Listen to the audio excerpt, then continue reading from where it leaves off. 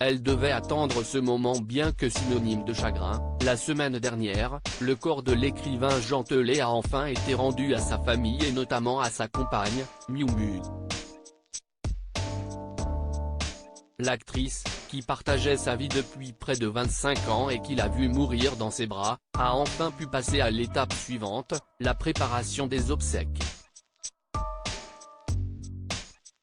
Et selon le magazine Ici Paris, s'y est vers une solution éco-responsable que la comédienne cesse de tourner, accompagnée de sa fille cadette Jeanne, née de son union avec le chanteur Julien Clerc, elle a en effet entamé les démarches avec les services funéraires de la ville de Paris.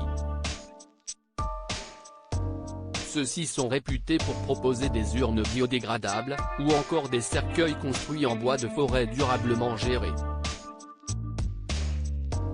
Un engagement important pour elle, et sûrement pour son compagnon, plutôt discret dans les médias malgré l'énorme carton de ses ouvrages, sortis chaque année. En tout cas, l'étape est désormais bien engagée et la comédienne va enfin pouvoir entamer son travail de deuil, un moment dont elle a été privée par l'enquête autour de la mort de l'écrivain, le 18 octobre dernier. Il faut dire que son décès est survenu dans des circonstances plutôt inattendues. Mort dans ses bras d'un arrêt cardiaque, il aurait en réalité succombé à une violente intoxication alimentaire survenue quelques jours plus tôt en dînant des boulettes de viande dans un restaurant où il avait pourtant ses habitudes. Ses proches soudés autour d'elle depuis, la comédienne serait effondrée, selon les proches, notamment le dessinateur Philippe Geluc.